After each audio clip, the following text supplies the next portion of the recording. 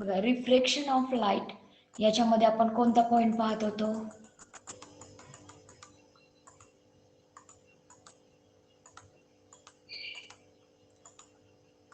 Okay, बोलायचंय fast. Twinkling of stars झालेले आपल्या लास्ट पिरियडला. तर याच्यामध्ये आपण डिस्पर्शन ऑफ लाईट हा लास्ट पिरियडला पॉइंट पाहिलेला होता. ओके, सगळ्यांना समजलंय का डिस्पर्शन ऑफ लाईट? येस और नो?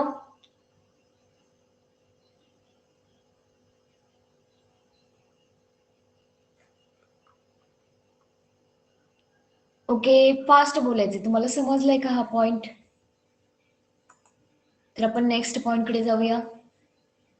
ओके, सगुप्ता हँड राईज केलंय, काय क्वेश्चन विचारायचंय का?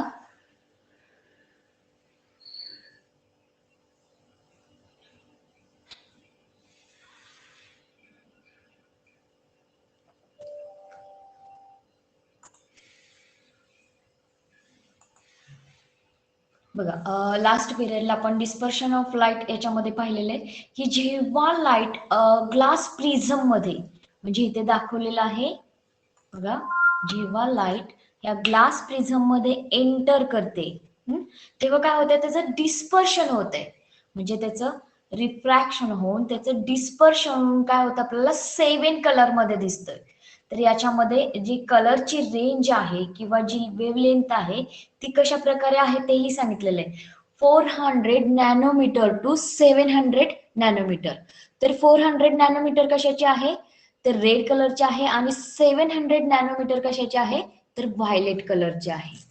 ओके, बघा, जो पॉइंट आहे तो आपण एक्सप्लेन लास्ट पिरियडलाच केलेला आहे. तर आपण नेक्स्ट पॉइंट पाहूया, म्हणजे तुमच्या लक्षात येईल. आता ही लाईट जी आहे ते एंटरिंग कशा प्रकारे करते, म्हणजे ते तुम्हाला पाहायला मिळेल की प्रिझम मधून जेव्हा लाईट एंटर होते ती कशा प्रकारे होती.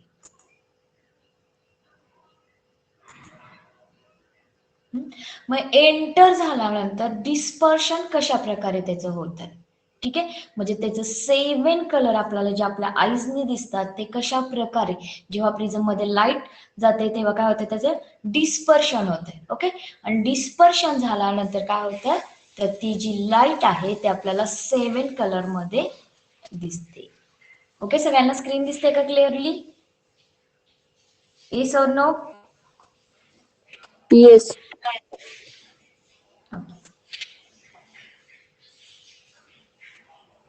मला सांगा, dispersion of light he concept समजले का? डबल एकदा सांगायला पाहिजे.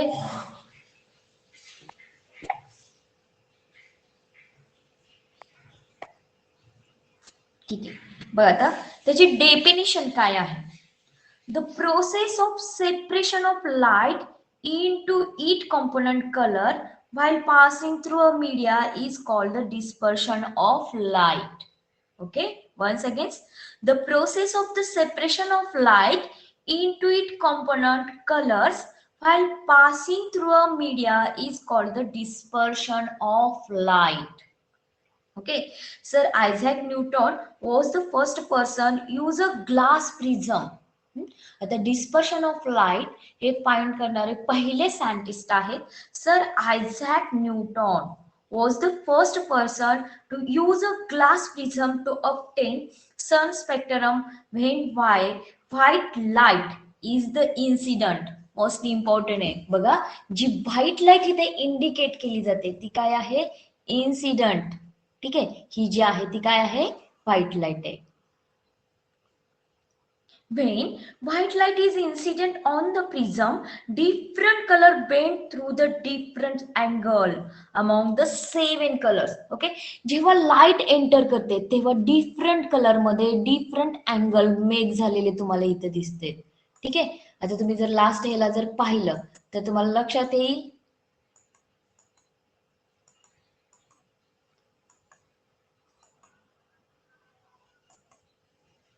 वन मिनिट, मी बॅकची स्लाइड दाखवते म्हणजे तुम्हाला तिथे अँगल झालेले मला दाखवता येतील, कारण इथे मोशन मध्ये असल्यामुळं.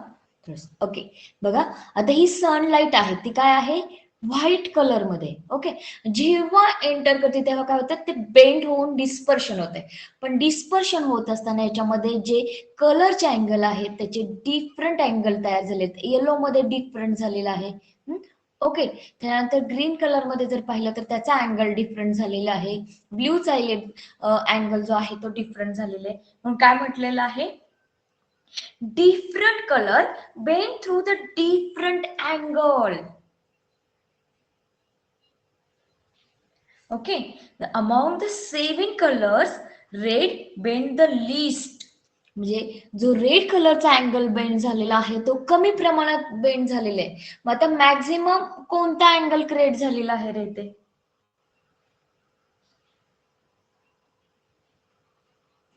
मोठ्या प्रमाणात बेंड झालेला अँगल कोणता आहे इथे? व्हायलेट आहे. सगळ्यात लास्टचा जो आहे तो व्हायलेट आहे. आणि कमी प्रमाणात बेंड झालेला आहे तो रेड कलरचा अँगल आहे. लक्षात घ्या, जो फर्स्ट आपल्याला इथे दिसतो तो कमी प्रमाणात बेंड झालाय, पण मोठ्या प्रमाणात जर बेंड झालेला पाहिला तर हा व्हायलेट कलरचा लास्ट जो आहे तो अँगल मोस्ट आहे. So here among the 7 color red bend the least while violet bend the most. Thus, as shown in the figure, the 7 color emerge along the different path and get separated, and we get a spectrum of 7 colors. Okay, बघा हे वेगवेगळ्या मार्गाने colour आपल्याला इथं आलेले दिसते.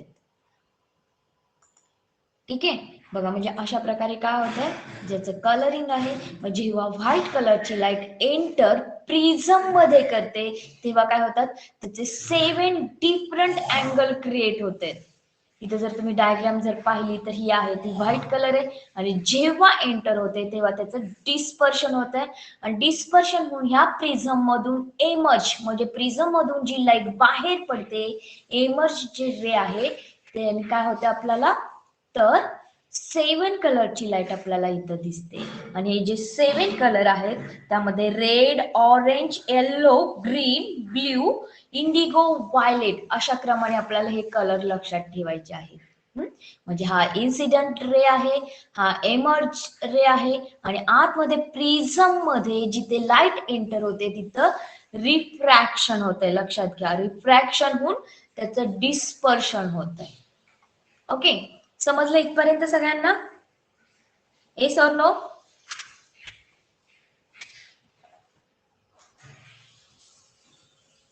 इथपर्यंत लक्षात आले का सगळ्यांच्या? हो. ओके, समजलं नसेल तरी सांगा, कारण मी पुन्हा तुम्हाला सांगणार आहे. आता बघा, नेक्स्ट पॉइंट मोस्ट इम्पॉर्टंट आहे. आतापर्यंत आपण काय पाहिलेलं आहे? रिफ्रॅक्शन पाहिलेलं आहे, प्रिझम मध्ये डिस्पर्शन पाहिलेलं आहे.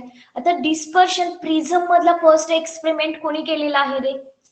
ओके, फास्ट बोलायचंय, सायंटिस्टचं नेम सांगा. ओके, ह्या छोट्या छोट्या गोष्टी आपल्याला लक्षात राहिल्या पाहिजे. कोणी केलेला आहे?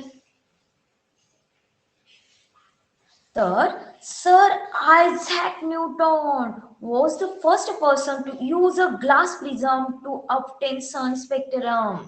Okay.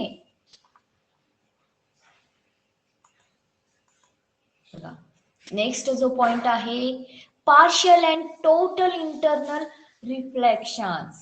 Okay, partial and total internal reflection. आता याच्यामध्ये आपल्याला पॉइंट काय अंडरस्टँड करून घ्यायचंय बघा, मी तुम्हाला सांगते, पूर्णपणे आपल्याला समजून घ्यायची. कन्सेप्ट समजलं की तुम्हाला सगळं समजणार, एवढं लक्षात ठेवा. ठीक आहे,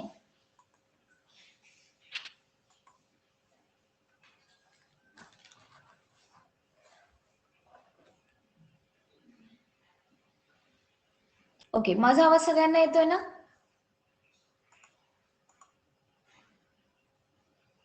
आवाज येतोय का सगळ्यांना? ओके. हो.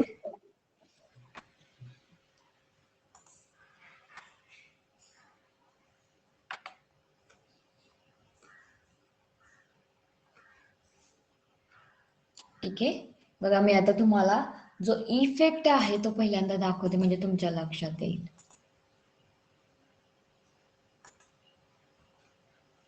स्क्रीन दिसत नसेल तरी सांगायचं आहे मला. ठीक आहे, आतापर्यंत आपण काय पाहिलेलं आहे रे ते?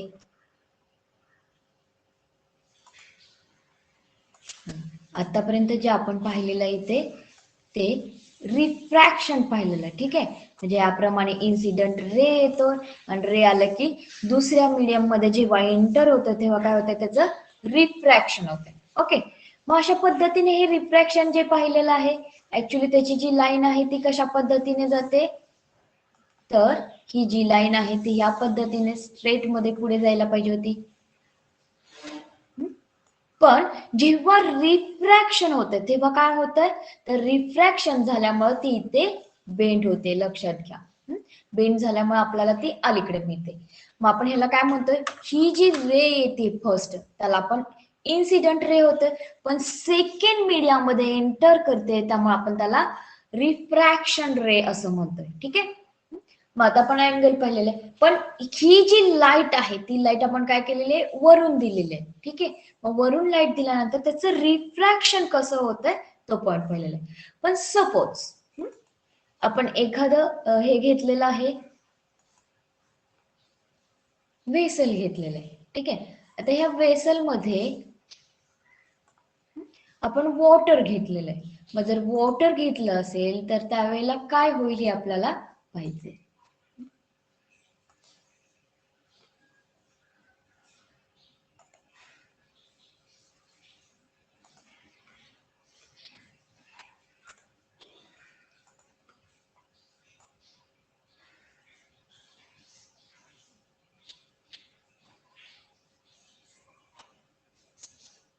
स्क्रीन दिसते ना सगळ्यांना?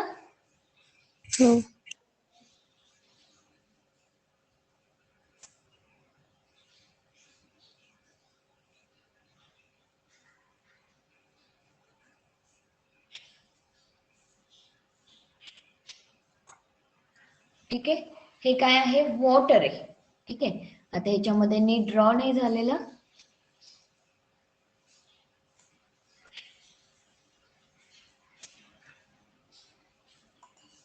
ठीक आहे, बघा हे जे आहे ते वॉटर आहे आणि ह्या वॉटर मध्येच काय आहे, लाईट आहे. आता ही जी लाईट सोर्स आहे तो आपण इथून दिलेला आहे. लक्षात घ्या, हा जो लाईट सोर्स आहे तो इथून दिलेला आहे. मग त्या लाईट सोर्स जेव्हा इथून दिलेला आहे तेव्हा ही जी लाईट आहे ती लाईट कशा प्रकारे, त्याचं जे इन्सिडेंट रे आहे तो इन्सिडेंट रे कुठून येणार आहे बघा, मी तुम्हाला ड्रॉ करून दाखवते म्हणजे तुमच्या लक्षात येईल.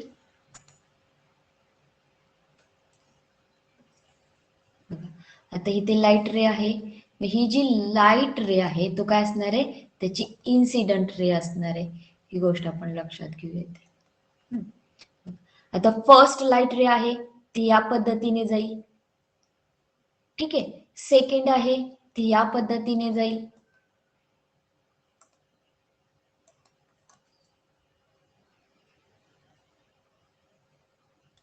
थर्ड जी आहे ती या पद्धतीने जाईल. बघा लाईट आपण कुठून घेतलेले, वॉटर मधून घेतलेले, लक्षात घ्या.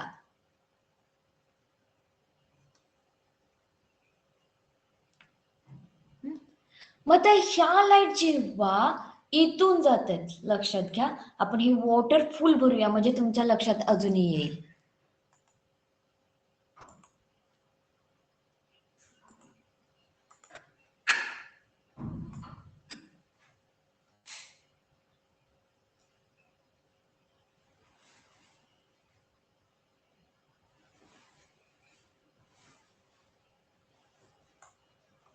ठीक आहे, सगळ्यांना डायग्राम दिसते. ओके, बघा याच्यामध्ये लाईट कुठून दिलेली आहे, लाईट आपण वॉटर मधून दिलेले लाईट सोर्स. मग हे लाईट सोर्स दिलेले आहे त्याची जी इन्सिडेंट रे आहे ती वॉटर मधून जाणार आहे. ओके, त्याचं रिफ्लेक्शन कुठे होणार आहे, एअर मध्ये रिफ्लेक्शन होणार आहे. मग अशा पद्धतीने जेव्हा रिफ्लेक्शन होत असतं तेव्हा जेव्हा, आता हे बघा फर्स्ट जे दाखवलेलं आहे ते फर्स्ट कसं दाखवलेलं आहे, मी ते कलर चेंज करते म्हणजे तुमच्या लक्षात येईल.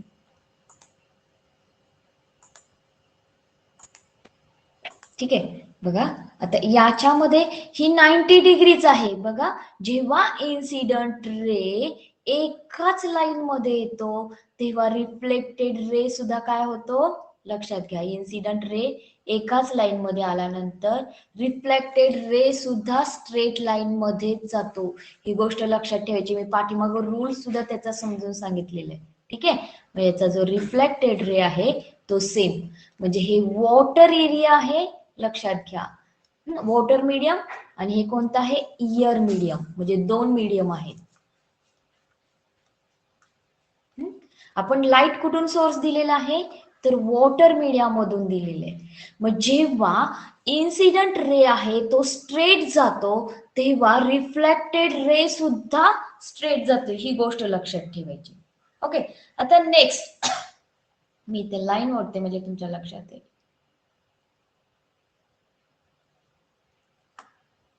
ठीक आहे, आता ही जी सेकंड रे आलेली आहे बघा, ही जी सेकंड रे इथं आलेली आहे ती काय होते, रिफ्रॅक्शन होते. एअर आणि वॉटरच्या ह्या पोझिशनला रिफ्रॅक्शन होते. मग रिफ्रॅक्शन होत असताना ती काय होणार आहे, बेंड होणार आहे. ठीक आहे, बघा इथं आपण बेंड झालेली दाखवूया, कारण वॉटर एरियामध्ये. मग त्याला तुम्ही नॉर्मल लाईन ड्रॉ केली तर काय होणार आहे, नॉर्मल लाईन सरफेसच्या 90 डिग्री असणार आहे. मग इथं अँगल आहे तो आर होणार आहे. इथं अँगल कोणता होणार आहे, इन्सिडंट होणार आहे. लक्षात घ्या, हा जो अँगल आहे तो इन्सिडंट होणार आहे. ठीक आहे, आता नेक्स्ट पुन्हा त्याच्या पुढची जी रे गेलेली आहे त्याचंही रिफ्रॅक्शन होणार आहे. बघा, जे रिफ्रॅक्शन आहे ते मी तुम्हाला पुढे दाखवते. ठीक आहे, आता ह्याला नॉर्मल लाईन बघा, फर्स्ट जी आहे नॉर्मल लाईन ड्रॉ करून घेऊया आपण. ह्याला नॉर्मल लाईन ड्रॉ करून घेतलेले. मग लाईट सोर्स इथून आहे, त्यामुळे याचा जो अँगल आहे आय तो आपल्याला दाखवायचा आहे. इथे अँगल आय,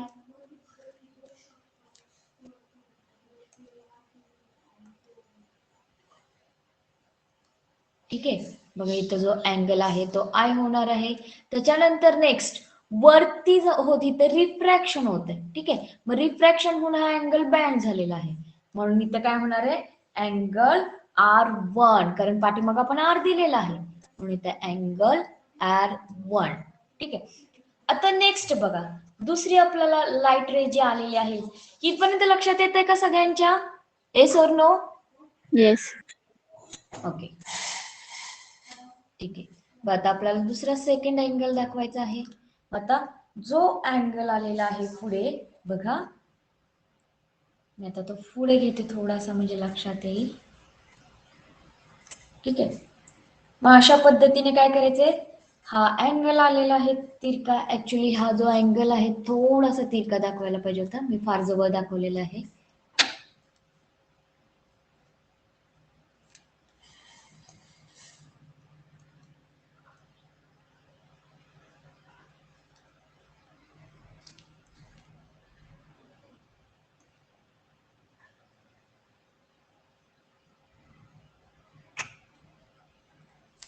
नीट इरेज केलं की सगळं जात आहे. ठीक आहे, असू दे. मग आता हा अँगल पकडूच नका, आपण दुसरा अँगल घेऊया इथे जो घ्यायचा आहे तो. ठीक आहे,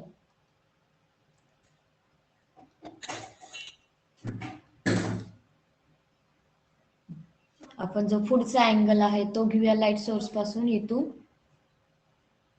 ठीक आहे, बघा हा अँगल आलेला आहे.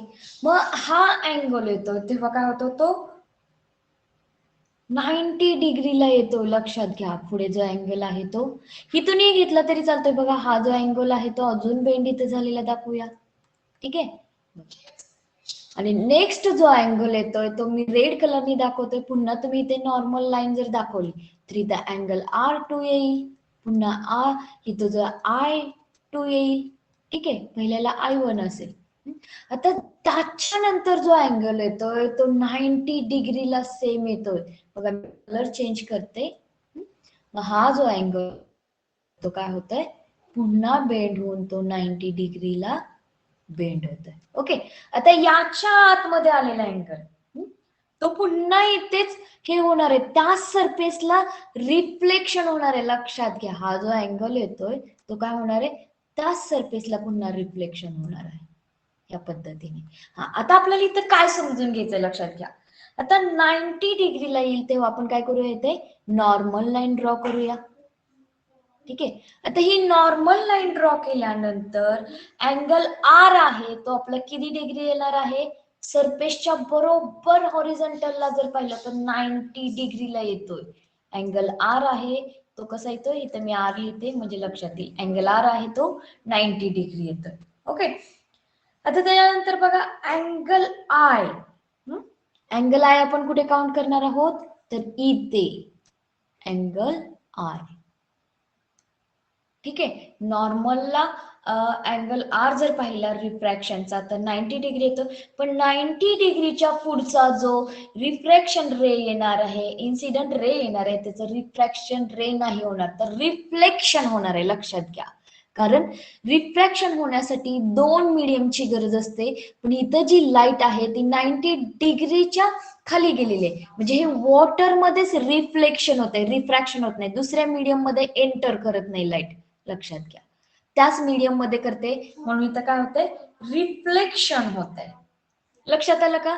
इथं जे दोन हे आहेत ते काय होत आहे बघा, हे इन्सिडेंट रे आहे आणि त्या इन्सिडेंट रे मधून आताच रिफ्लेक्शन झालेलं आहे, रिफ्रॅक्शन नाही झालेलं. त्याच मीडियम मध्ये दुसरी लाईट आलेली आहे, म्हणून ही जी रे येते त्याला आपण रिफ्लेक्शन रे असं म्हणतो. वरच्या ज्या रे आहेत, ठीक आहे, बघा ही रिफ्लेक्शन रे आहे. ही गोष्ट लक्षात ठेवायची आहे, कारण मग काही वेळेला प्रॉब्लेम काय होतं, तुम्ही वरती सगळीकडे रिफ्रॅक्शन रिफ्रॅक्शन म्हणताय, पण जेव्हा 90 डिग्री होईल आणि त्याच्या पुढचा जो अँगल बनेल तो अँगल रिफ्लॅक्शन असणार आहे. लक्षात घ्या. ओके, ही तर गोष्ट लक्षात आली का? Yes or no?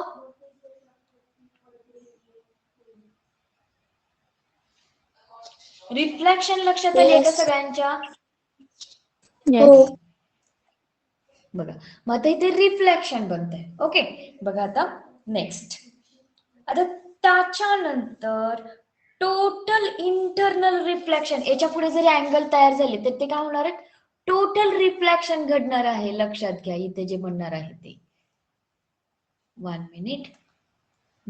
आता इथं जे आहे ते काय होणार आहे, टोटल म्हणजे आता इथून पुढे किती रे येऊ द्या, जेवढ्या रे येतील त्या काय होणार आहेत, त्याच्यानंतरच्या सगळ्या इंटरनलच जाणार आहेत, म्हणून ह्याच्यानंतर जे रिफ्लेक्शन होणार आहे ते टोटल रिफ्लेक्शन होणार आहे. पण 90 डिग्रीच्या आधी जे जे अँगल तयार होतील हे 90 डिग्री नंतरचे, पण याच्या आधी जे अँगल तयार होणार आहेत ते रिफ्रॅक्शनचे अँगल असणार आहेत. लक्षात घ्या, रिफ्रॅक्शन होणार आहे 90 डिग्रीच्या आधी, पण 90 डिग्री नंतर काय होणार आहे, रिफ्लेक्शन होणार आहे, म्हणजे वॉटर मध्येच होणार आहे, आणि 90 डिग्रीच्या आधी दोन मीडिया मध्ये लाईट एंटर करणार आहे, त्यामुळे रिफ्रॅक्शन होणार आहे. म्हणजे याच्यामध्ये दोन पद्धतीचं हे होत आहे, म्हणूनच त्याला काय म्हटलेलं आहे, partial and total internal reflection. Partial and total internal reflections. Okay, concept understand झाली का इथे? Yes or no? Yes.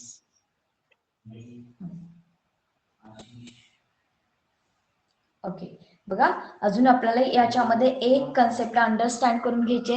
इथं जे आपण दिलेलं आहे, मी कलर चेंज करते, सगळ्यात महत्वाचं मोस्ट इम्पॉर्टंट आपल्याला पॉइंट जो समजून घ्यायचा आहे तो मी तुम्हाला इथे समजून सांगते. ठीक आहे, आता बघा इथं जो 90 डिग्रीचा अँगल झालेला आहे, इथे कसा झालेला आहे, हा रिफ्रॅक्शनचा अँगल आहे तो 90 डिग्री झालेला आहे. त्याच वेळी जो आय तयार होतोय, इन्सिडेंट रे, ह्याला critical ray of incident ray असं म्हटलं जातं, म्हणून इथं सी इंडिकेट केला जातो. कधी, जेव्हा रिफ्रॅक्शनचा अँगल 90 डिग्री होतोय, ठीक आहे, सरफेस बरोबर 90 डिग्री होतोय, तेव्हा जो इन्सिडेंट अँगल आहे त्याला क्रिटिकल अँगल असं म्हटलं जातं. ओके, ही कन्सेप्ट मोस्ट इम्पॉर्टंट आहे.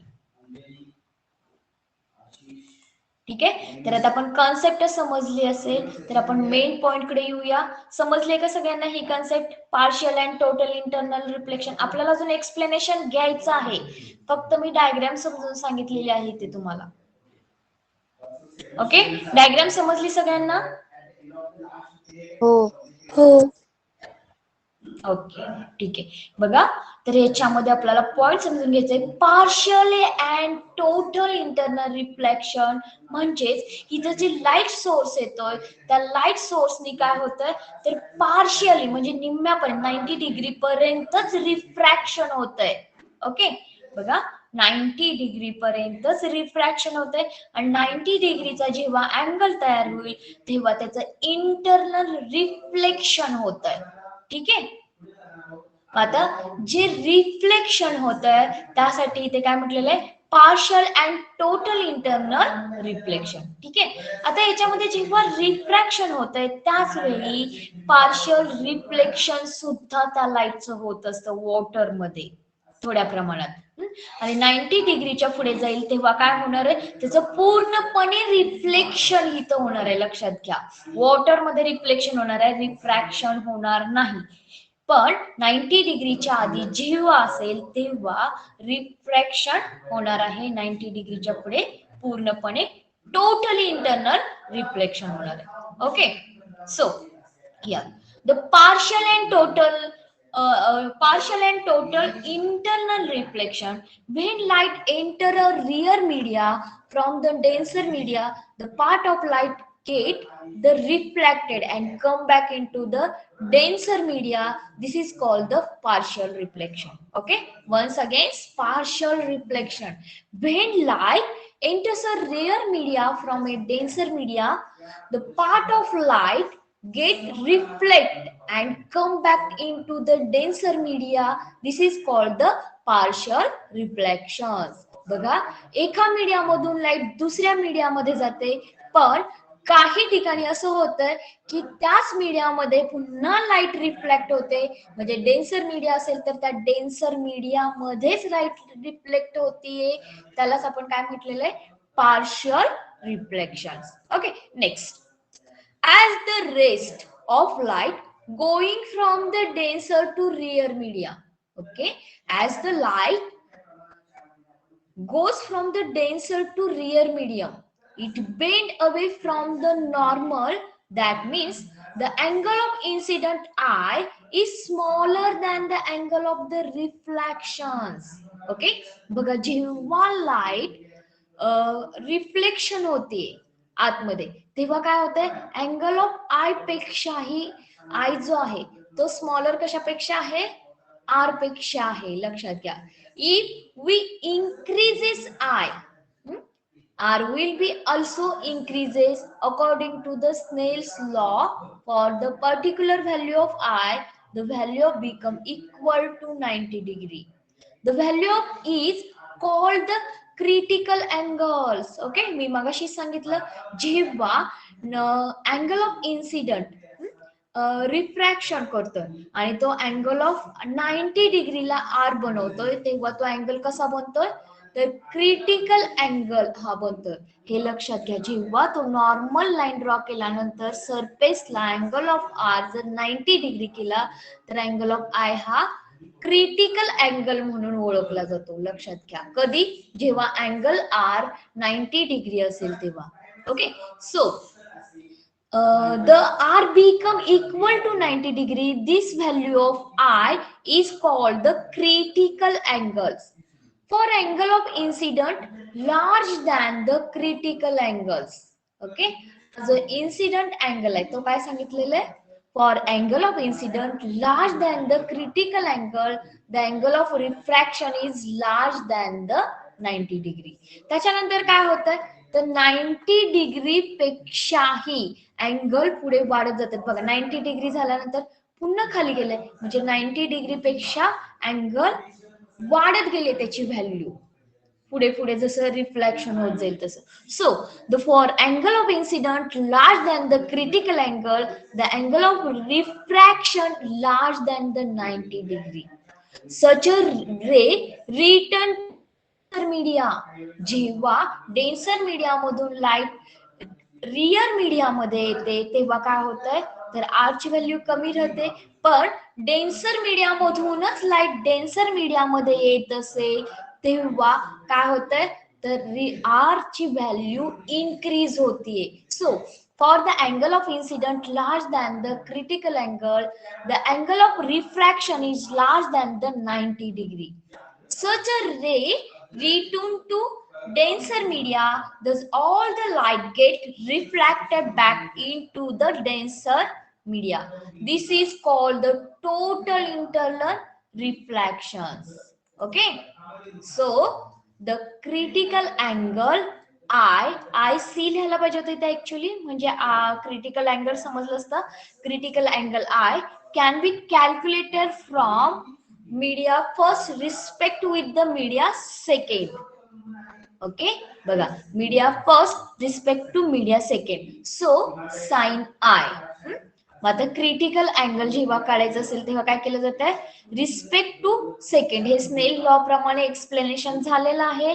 So is equal to sine I upon sine R. हा स्नेलचा लॉज यूज करून काढला जातो. फक्त आय ची व्हॅल्यू काय घेणार आहोत आपण क्रिटिकल अँगलला, तर 90 डिग्री घेणार आहोत. लक्षात घ्या, क्रिटिकल अँगल आपण इथे व्हॅल्यू दिलेलीच आहे. जेव्हा 90 डिग्री आर असेल तेव्हा आय सी काय असणार आहे, क्रिटिकल अँगल असणार आहे. So the I is equal to critical angle, तर R is equal to 90 degree. लक्षात ठेवा. So sine I upon the sine 90 degree. 90 degree का घेतलेलं आहे, क्रिटिकल अँगल, आणि क्रिटिकल अँगल हा 90 डिग्रीचा असतो. So is equal to sine I, आणि sine 90 degree is equal to 1. ठीक आहे, इथपर्यंत सगळ्यांच्या लक्षात आलेलं आहे का? हो. आता आपला जो नेक्स्ट पॉइंट आहे रॅम्बो.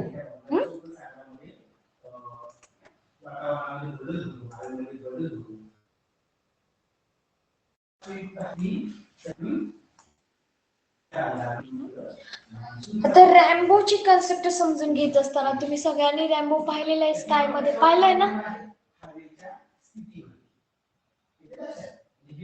ए सर नो, पाहिलाय का रॅम्बो? येस. ओके, पण तुम्हाला माहित आहे का हा रॅम्बो कसा क्रिएट होतो?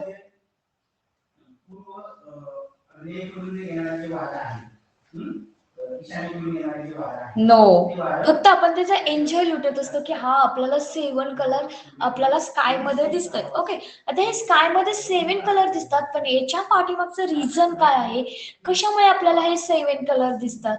ओके, की ज्याप्रमाणे सर आयझॅक न्यूटननी प्रिझम मध्ये लाईट एंटर केल्यानंतर आपल्याला काय होतं, एमर्जंट रे जी आहे ती 7 कलर मध्ये दिसते. ओके, तर ते कशामुळे दिसते, तर त्याचं जी व्हाईट कलरची लाईट जाते ती जेव्हा रिफ्रॅक्शन होतं त्याच वेळी त्याचं डिस्पर्शन होतं.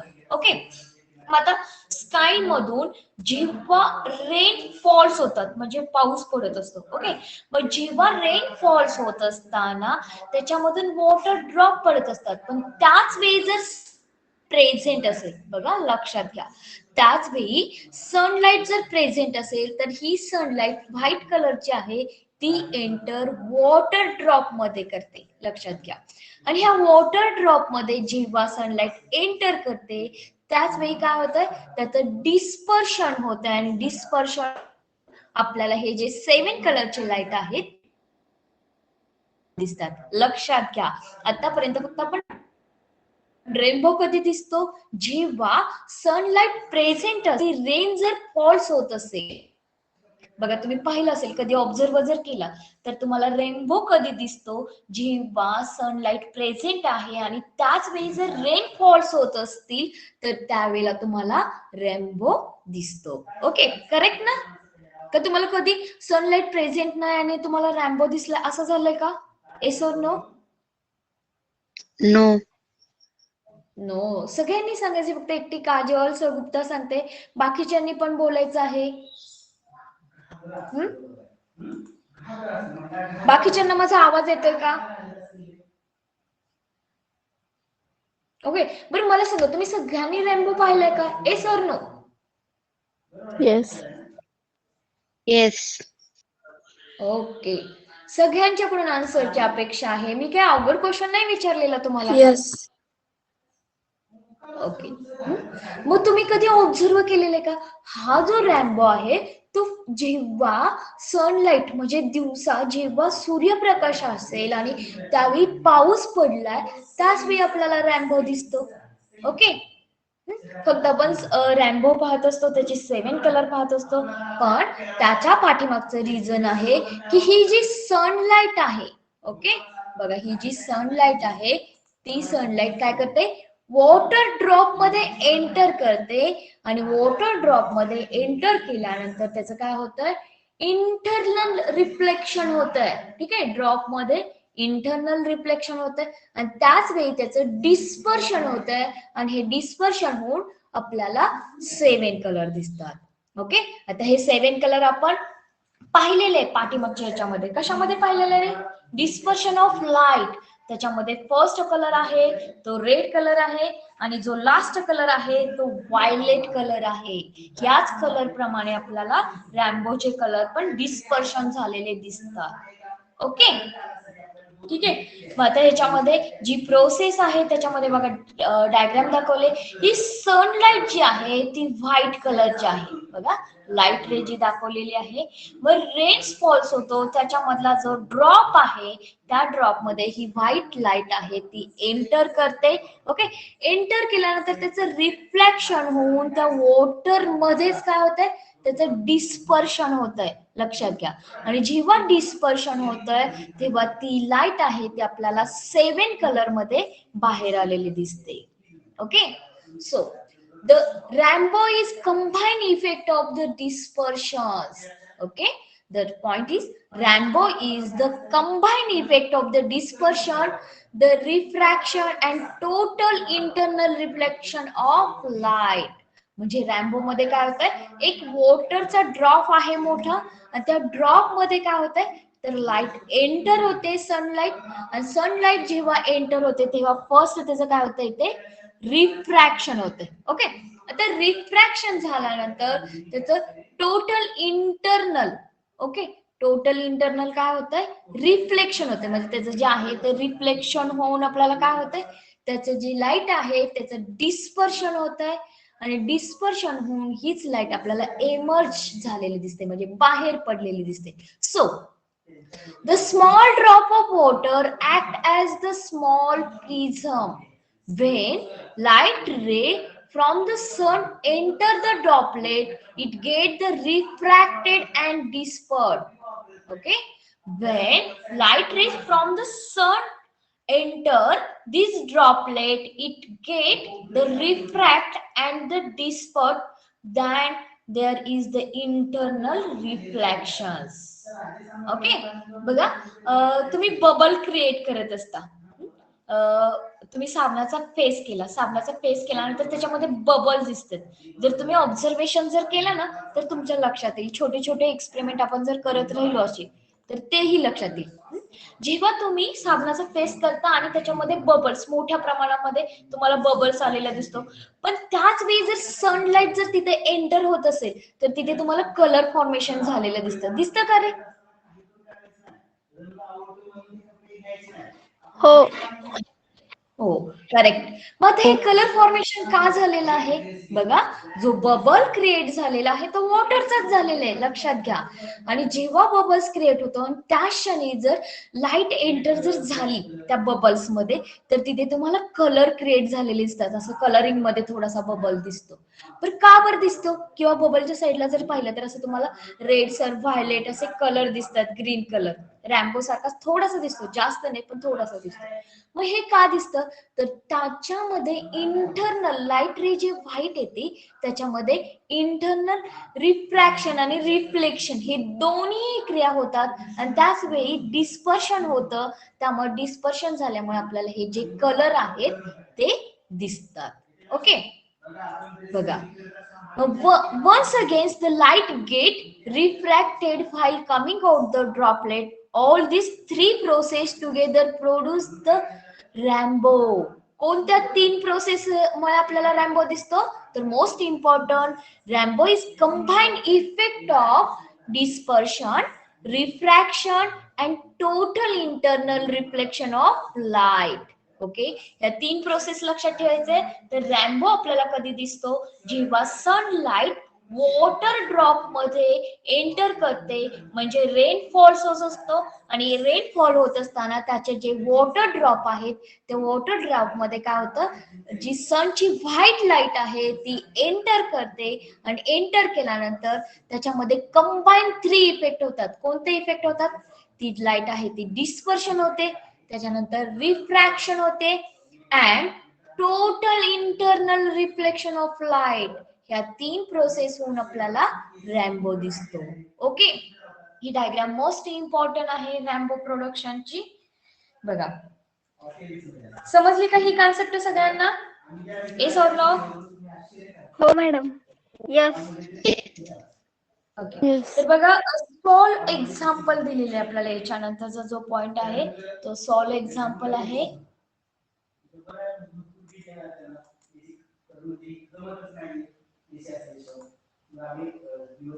ठीक आहे, 1 मिनिट मी हे पॉइंट घालवते म्हणजे आपल्याला नेक्स्ट जे आहे.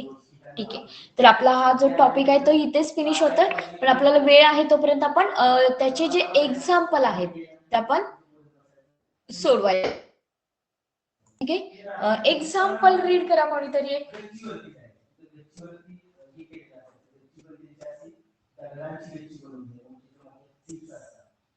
ठीक आहे, मी बुक ओपन करते म्हणजे तुम्हाला एक्झाम्पल डायरेक्ट मला दाखवता येईल.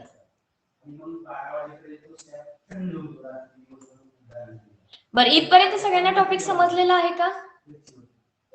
हो.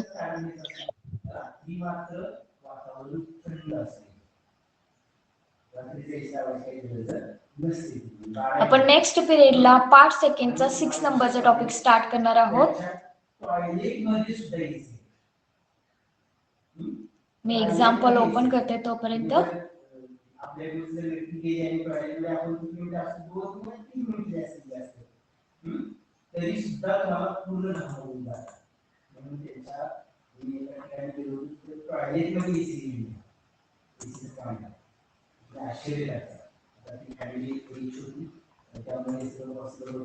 ठीक आहे, मी स्क्रीन शेअरिंग करते आणि एक्झाम्पल आपण पाहूया इथे.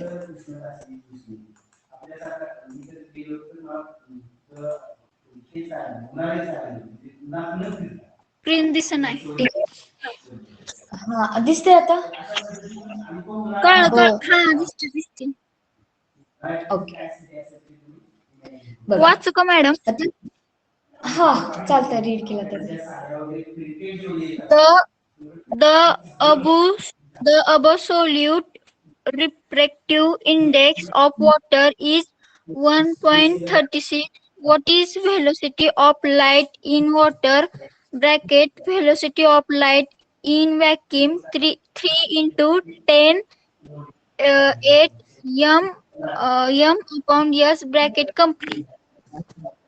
ओके, बघा आता याच्यामध्ये फर्स्ट आपल्याला काय घ्यायचंय तर लक्षात घ्यायचंय, याच्यामध्ये आपण फर्स्ट गिवन लिहायचं आहे. ठीक आहे, बघा आता याच्यामध्ये गिवन लिहित असताना आपल्याला काय काय दिलेलं आहे. The absolute refractive index. Refractive इंडेक्सलाच आपण काय वापरतो तर यन, ही लक्षात घ्या. टर्म काय आहे? यन आहे.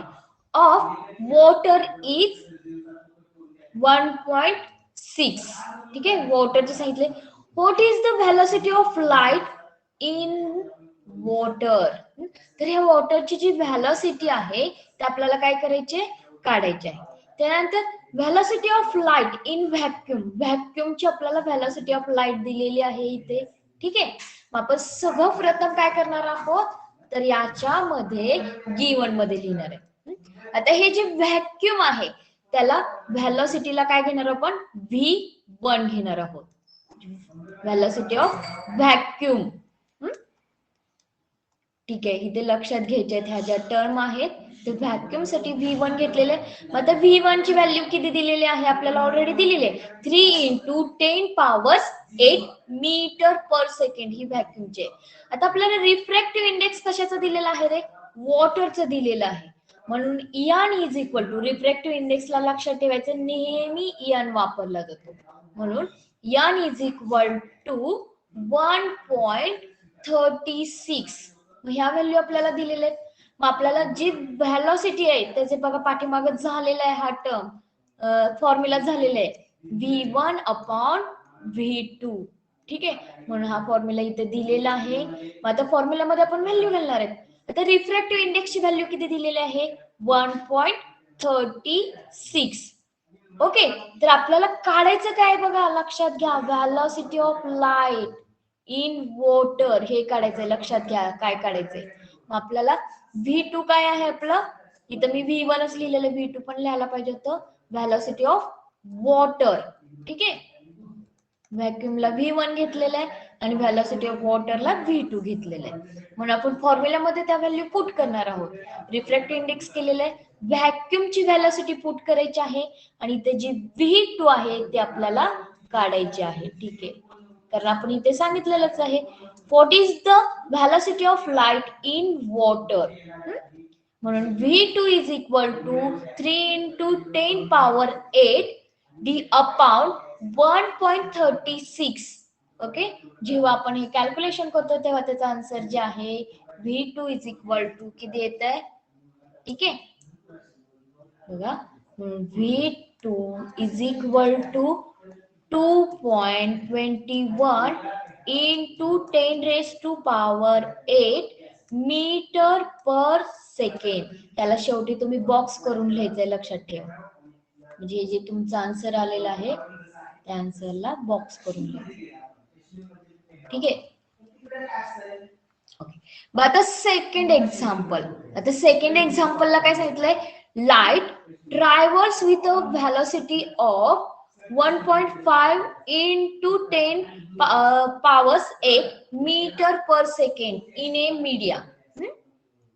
बघा, आता इथे light travels with velocity of 1.5 into 10⁸ metre in media on entering second media. पहिल्या मीडिया मध्ये व्हेलॉसिटी किती आहे ती दिलेली आहे. On a entering second media it velocity become 0.75 into 10⁸ metre per second. What is the refractive index of second media with respect to first media. बघा, second media, बघा हे लिहिताना कसं लिहायचंय, second media respect with the first media, अशा पद्धतीने लिहायचंय. हे लक्षात आलं का, मी ही टर्म पाठीमागं पण तुम्हाला समजून सांगितलेली होती. बघा, what is the refractive index of second, म्हणून मी फर्स्ट सेकंड लिहिलेलं आहे. मीडिया म्हणून इथं रिफ्रॅक्टिव्ह इंडेक्स काढायचं म्हणून एन लिहिलेलं आहे with respect to first media. ठीक आहे, बघा तेच पॉइंट इथे दिलेलं आहे. आता तुम्ही म्हणाल इथे, तर इथे नाही, आपल्याला शब्दाप्रमाणे वाचायचं. What is the refractive index of the second media with respect to the first medium. म्हणून मग आपल्याला हे काढायचं आहे, म्हणून is equal to question mark. ठीक आहे, आता गिवन मध्ये आपल्याला काय दिलेलं आहे, पहिली जी मीडियम आहे, ओके, मीडियम फर्स्ट मध्ये जे आपल्याला व्हेलॉसिटी आहे ती काय दिलेली आहे, म्हणून V1 is equal to, medium first आहे म्हणून V1 घेणार आहोत 1.5 इन 1.5. ओके, इथे उठत नाहीये, आपण हे मी खाली लिहिते, इथं लिहिलेलंच आहे ऑलरेडी. म्हणून V1 is equal to 1.5 into 10⁸ metre per second. Okay, आता V2 आपल्याला इथं दिलेलं आहे. सेकंड मीडिया मधली जी व्हेलॉसिटी आहे ती आपल्याला इथं दिलेली आहे, म्हणून V2 is equal to 0.75 into 10⁸ metre per second. ही V2 दिलेलं आहे. मग आपल्याला हा फॉर्म्युला जो आहे तो फॉर्म्युला आपल्याला इथे लिहायचा आहे. ओके, आता फॉर्म्युला लिहिताना तुमची फर्स्ट गंमत काय होते लक्षात घ्या. काय सांगितलेलं आहे मी तुम्हाला, second media respect to first media. Okay, लिहिलंय मी तर, second media respect to first medium. जेव्हा असं विचारलं जातं तेव्हा याच्या अपोजिट फॉर्म्युला लिहायचा आहे. लक्षात घ्या, आता इथे 2 आहे. ओके, 2 आहे म्हणून इथं आपण V1 लिहिणार आहोत. इथं 1 आहे, याच्या अपोजिट आपण V2 लिहिणार आहोत.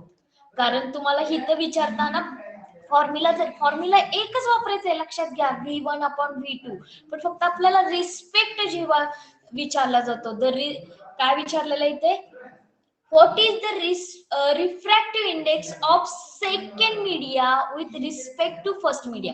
इथं असंही विचारू शकतात बघा. मी फॉर एक्झाम्पल म्हणून तुम्हाला सांगते, म्हणजे लक्षात येईल. जरी तुम्हाला फिरवून प्रश्न जरी विचारला तरी, सपोज आता तुम्हाला इथं काय विचारलंय, इथं सेकंड मीडियाच्या ऐवजी आपण इथं काय घेऊया, first. First media with respect to second media असं जर विचारला तर काय घेणार आहे, इथं लिहिताना तुम्ही first media respect to the second media. ठीक आहे. तर इथं फॉर्म्युला कसा बनेल रे, V1 इथं 1 आहे मीडिया म्हणून याच्या अपोजिट लिहिणार आहे V2 अपॉन, लक्षात घ्या. आणि इथं ह्याच्या अपोजिट लिहिणार आहोत V1. ओके. अशा पद्धतीने फॉर्म्युला तयार करायचा. हा फॉर्म्युला आहे तो मोस्ट इम्पॉर्टंट आहे. मी पाठीमागं पण तुम्हाला समजून सांगितलेलं होतं. पण आता आपण घेताना काय घेतो इथे, तर आपल्याला घ्यायचं आहे second media respect with the first media. म्हणून हा फॉर्म्युला त्याचा तयार होणार आहे. आणि ह्या फॉर्म्युलामध्ये V1 ची जी व्हॅल्यू आहे, V1 ची काय आहे 1.5 इंटू 10⁸ हा घेतलेला आहे. परत V2 ची व्हॅल्यू आपल्याला पुट करायची. V2 ची व्हॅल्यू काय आहे इथे 0.75 into 10⁸ metre per second. Okay. लक्षात आलं का फॉर्म्युला आपल्याला यूज कसा करायचा आहे. हो. ओके. बघा ह्या गोष्टी लक्षात ठेवायचं, कारण इथंच तुमचं जास्त कन्फ्युजन होणार आहे की जेव्हा रिस्पेक्ट विथ विचारलं, रिस्पेक्ट प्रमाणे फॉर्म्युला लिहून घ्यायचा. आता इथे तुम्हाला third medium with the first medium असंही विचारला जाऊ शकतो. बघा आता मी सगळं इरेज करते म्हणजे तुमच्या लक्षात येईल.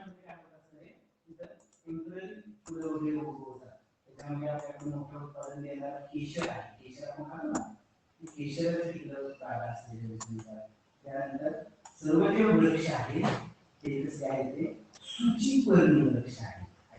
सूचीपर्णी. हा आता तुम्हाला अजून दुसऱ्या टाइप मध्ये जर क्वेश्चन विचारला इथे, आता क्वेश्चन कसा विचारला जाऊ शकतो तेही तुम्हाला सांगते.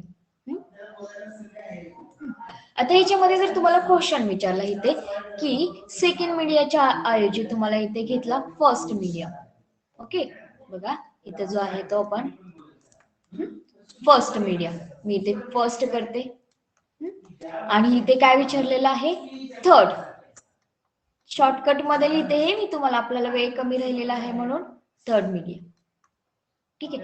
आता इथे फर्स्ट मीडिया विचारलंय म्हटलं आपण कसं लिहिणार आहे, first media with respect to, म्हणून आपण इथे एन घेणार आहोत, रिस्पेक्ट टू थर्ड मीडिया असं घेणार आहे. मग आता ह्याचा फॉर्म्युला कसा होईल, 1 च्या अपोजिट 3 येणार आहे म्हणून आपण काय घेणार आहे इथे V3 अपॉन ह्या 3 V1 असा ह्याचा फॉर्म्युला तयार होणार आहे.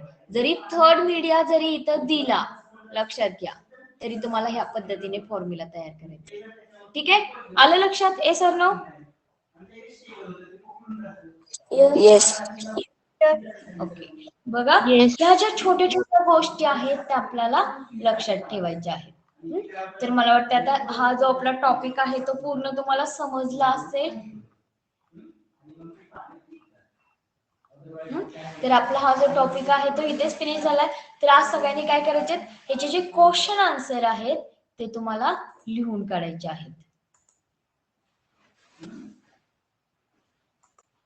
ओके. बरं याच्यामध्ये कोणता पॉइंट समजला नाही आतापर्यंत शिकवलेल्या ह्याच्यामध्ये, असं कोणता पॉइंट आहे का तुम्हाला. ओके. शिवम. ओके. शिवम समजलं का सगळं टॉपिक. साही, संस्कार, निशिगंधा, सृष्टी, विवेक. ओके. बघा आता आपण नेक्स्ट पिरियडला जो पार्ट सेकंड आहे ना त्यातला आपण टॉपिक नंबर 6 हा चालू करणार आहोत.